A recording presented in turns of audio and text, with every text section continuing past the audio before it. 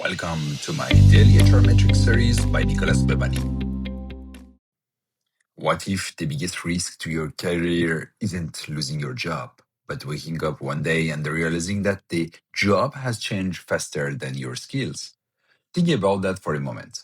The tools change, the technology change, the skills change, the expectation change. Sometimes even your job title stays the same while the job itself becomes completely different. And that's exactly why today's research caught my attention. Welcome back to our daily HR Metrics series. Today we are talking about something very human. Are workers actually ready for the jobs that are coming next?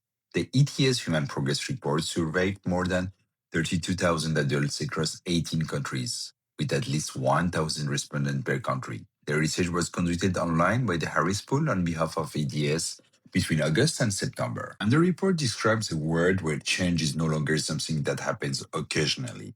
It's becoming continuous. Tools change, job role evolve, expectation move, and workers are trying to keep up. The report says 67% of workers experienced at least one major workplace change in the previous 12 months. And the changes aren't just about technology. They include new tools, new skills, new responsibilities, new way of working, and new organizational priorities. But here's where the story gets really interesting. Workers aren't sitting back and waiting. 77% say they proactively develop new and diverse skills to protect themselves against uncertainty, the future of job.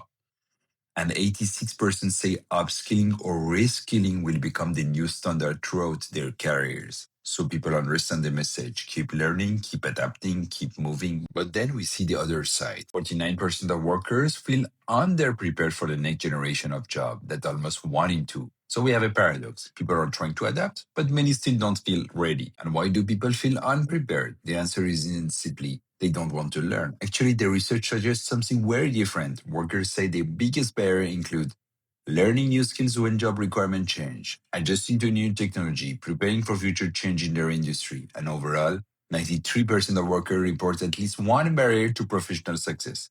Think about that. Sometimes the problem isn't the lack of motivation. Sometimes people simply don't know. What should I learn? What should I learn it?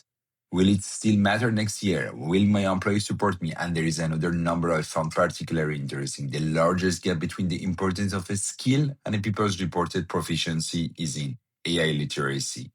The report identifies a 19 percentage point gap between how important the AI literacy is seen to be and reported proficiency. But there are also gaps in communication, creativity, adaptability, growth mindset, leadership. So this is simply an AI problem. It's a broader human capability problem. And this is where I think HR needs to be careful. We often say employee needs to upskill, but maybe we should also ask, are we giving employees realistic chance to upskill?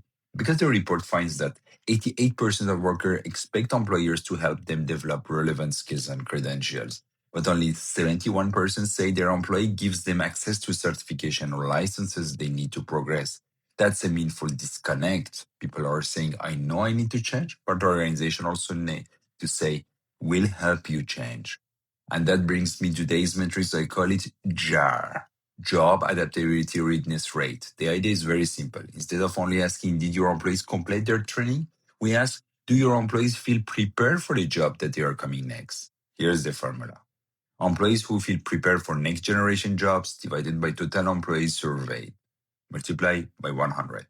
Let's say you survey 100,000 employees.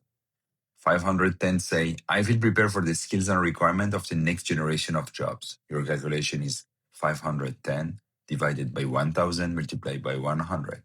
JAR equal to 51%. That's interesting because the ETS report gives us a useful external reference point. The report says 49% feel underprepared. So 100 minus 49% equal to 51%. Again, this 51 is a derived reference point, not a ETS created JAR benchmark. But don't stop at one number. Track JAR over time. Q1 51, Q2 56, Q3 63%, for example. Now you can ask, what changed? Did we give people more learning time? Did managers have better career conversation? Did employees get access to new technology? Did we make skill priorities clearer? Did we give people opportunities to practice? Because training completion tells you people attended, JAR asked, people feel ready. Those are already different things. And there is one more thing I would add to this matrix. I wouldn't use GR to say these employees aren't ready. I would use to ask what is making people feel unready. The ETS research identifies three broad worker mindsets: adaptive achievers, anxious learners, paralyzed, pessimistic. The difference isn't simply whether people want to learn. It's also about whether they feel they have the confidence, resource, and guidance to adapt. There is a very important HR message because behind every skills gap, there is a person, sometimes trying to keep up, sometimes wondering whether their skills will still matter, sometimes trying to learn after a full day of work, someone wondering, am I going to be ready?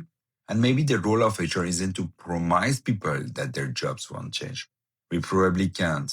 Maybe our role is to make sure people don't have to face that change alone. Give them time to learn, access to learning, clear skill priorities, opportunities to practice, proof of what they can do, and the confidence to keep moving. Because HR metrics aren't just numbers. Behind every number is a person. See you tomorrow for another new HR metrics. For your daily dose of learning people analytics, make sure to like and follow my YouTube and LinkedIn page at Nicolas Clebani.